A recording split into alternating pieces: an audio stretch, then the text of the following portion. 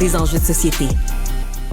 Ben Félix vient de nous parler de perturbations. Ce qui est perturbé beaucoup, là, c'est le voyage. Soit pour des gens qui allaient, exemple Dubaï, c'est une destination voyage, mais je dirais encore beaucoup plus pour des gens qui transitaient.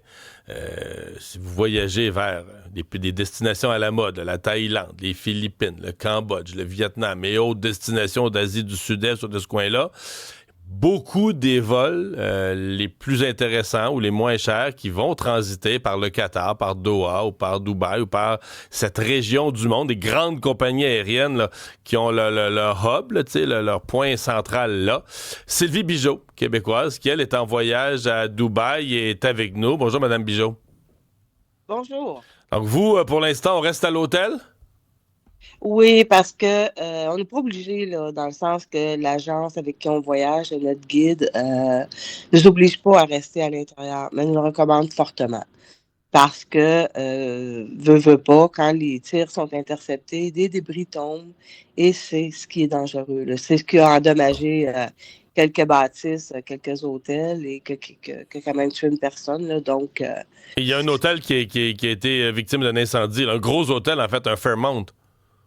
oui, exactement, dans la Palmeraie, là. Ouais. Effectivement. Donc, il y a l'aéroport qui a été touché aussi, la Burj Khalifa. Donc, c'est plus prudent de rester à l'intérieur. Est-ce que vous avez conscience? Est-ce que vous entendez, exemple, des missiles interceptés? Est-ce que vous entendez le bruit? Est-ce que vous avez vu le feu dans le ciel? Oui? On a entendu très, très bien. C'est des explosions qui mènent un bruit assez...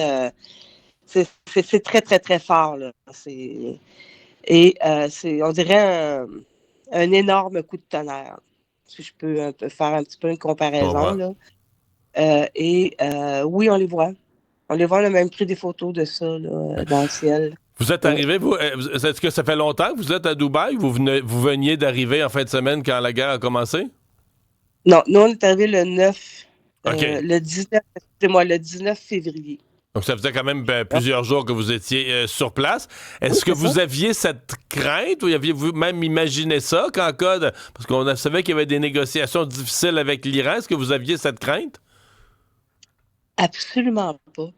Le gouvernement canadien n'a jamais émis d'avis comme quoi c'est peut-être mieux de ne pas voyager à Dubaï. Donc, non, Dubaï étant le pays pratiquement le plus sûr au monde. Ouais, habituellement tranquille. Oui, c'est la dernière chose à laquelle je m'attendais, là, comme anecdote de voyage.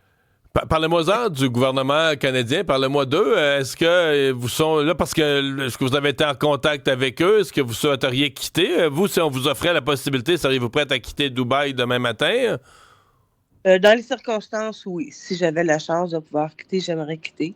Mais là, les si vols partent plus, là. Non, c'est ça. Mais même si je me sens en sécurité à l'hôtel, c'est pas agréable là, d'être obligé d'être confiné dans ton hôtel quand tu es en voyage. Donc, oui, l'agence avec qui on fait affaire puis notre guide sont extraordinaires dans la situation. Mais c'est pas agréable. C'est quoi le climat? Pardon? C'est quoi le climat, justement, autour de vous? Est-ce que vous avez parlé avec d'autres Québécois dans l'hôtel? Est-ce que c'est la crainte? Est-ce que c'est calme? Comment ça se vit? Non, les gens sont relativement calmes, comme je dis, parce qu'on se sent en sécurité à l'hôtel. Les gens sont calmes, il n'y a pas de panique, il n'y a vraiment pas de panique, là. On se rencontre dans nos chambres ensemble, on boit un petit coupe de vin ensemble, puis on se débrouille comme on peut. Mais c'est ça. Je pense que si on avait la chance de quitter, on aimerait mieux être à la maison. Parce que avez-vous la crainte que ça s'étire? Parce que là, Trump a parlé hier de 4 semaines. Ça ne veut pas dire que durant ces 4 semaines-là, les aéroports vont être fermés, mais avez-vous quand même cette crainte? Tant qu'il n'y a pas de vol, il n'y a pas de possibilité de retour. Avez-vous cette crainte que ça s'étire un peu? C'est sûr que ça nous passe dans la tête. Et de notre côté, notre groupe, on est un groupe tout à la retraite. Donc, l'impact est moindre. Il n'y a personne qui nous attend là, pour le travail ou quoi que ce soit. Mais oui, il y a la crainte. Tu ne veux pas rester pris à Dubaï, confiné dans un hôtel pendant un mois. Là. Hey, on vous souhaite la meilleure des chances, Sylvie. Merci d'avoir pris le temps de nous parler ce matin. Au revoir. Ça me fait plaisir. Je dis ce matin, c'est pas le matin pour eux avec le décalage horaire.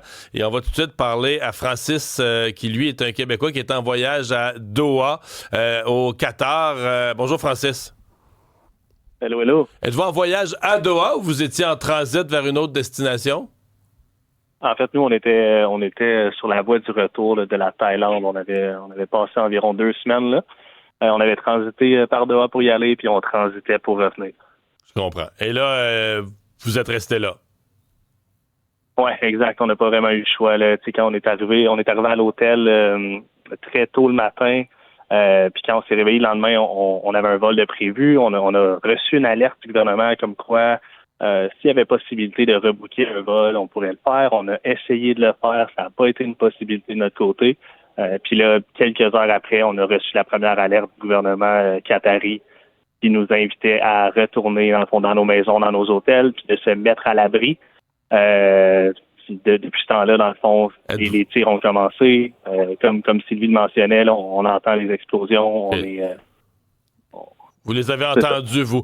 Est-ce que vous faites partie, parce que dans les hôtels, je comprends que dans certains cas, on va une coche plus loin, on amène les gens au sous-sol ou dans les parties là, sous le niveau de la terre. Est-ce que c'est votre cas ou vous restez dans une chambre régulière? C'est pas notre cas ici. Là. Nous, on est tous dans nos chambres régulières. C'est sûr que ça, on prend, en tout cas, nous et les autres touristes, on a pris des mesures un petit peu plus grandes là, où est-ce qu'on essaie de barricader un peu nos portes patios, nos fenêtres au cas où il y a une explosion pour pas qu'on reçoive la vitre, mais les gens de l'hôtel sont très, très confiants en leur système de défense, sont très calmes aussi. Là. Les citoyens ici sont hyper calmes, ça travaille dans les rues, il n'y a pas d'alerte. Là, les seuls gens qui sont un peu nerveux, c'est nous. Commerce, restaurant, est-ce que c'est ouvert? Puis double question, c'est ouvert, puis est-ce que vous pour marcher sur la rue librement, est-ce que vous restez enfermé dans l'hôtel ou vous pouvez aller à des établissements extérieurs?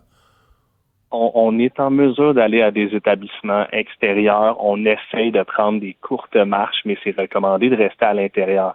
Côté restaurant, il faut savoir que c'est le ramadan en ce moment. À Doha, c'est très pratiquant. Par contre, il y a des exceptions qui sont mises en place pour les non-pratiquants. Nous, on est en mesure de manger le matin à l'hôtel. On peut avoir du service aux chambres si nécessaire. Pour l'instant, tout le monde respecte pas mal le ramadan. C'est quand même correct. Aussi, là, on essaie de pas manger ou boire en public devant les habitants. À partir du moment où votre vol a été annulé, est-ce qu'il y a eu d'autres communications avec le Canada? Est-ce qu'on vous tient informé? Dans le fond, le Canada nous tient informés par leur page web. Là. C'est la même information qui est visible pour tout le monde en ce moment. Puis c'est pas exactement des informations qui sont précises ou utiles. Puis honnêtement, je vais profiter du micro que vous me portez en ce moment pour le dire. On espérait avoir un peu plus du gouvernement canadien. Puis je dis pas ça. On demande pas une extraction là, militaire. Là. On est conscient que c'est notre responsabilité de prévoir nos déplacements et tout, puis on prend la responsabilité. On demanderait peut-être des informations qui sont plus sur les routes que l'on pourrait emprunter. Parce qu'il y a des aéroports de la région, notamment en Arabie Saoudite, qui sont ouvertes, puis qui volent en ce moment vers l'Europe. Là, puis, sauf que nous, on n'a pas de confirmation de notre gouvernement qu'on aurait peut-être une route sécuritaire. Vous, le billet que vous aviez, c'était un Doha-Montréal avec Qatar Airlines? Oui, exact. Aller-retour. Ça, est-ce que vous... là, je comprends, mais là, vous restez dans le fond, vous revenez de la Thaïlande et qu'il vous restait la deuxième moitié du retour. Est-ce qu'on vous donne une date? Est-ce que présentement, Qatar Airlines vous donne un moment où ce vol-là pourrait avoir lieu? Non, malheureusement, on n'a pas de nouvelles de Qatar Airlines.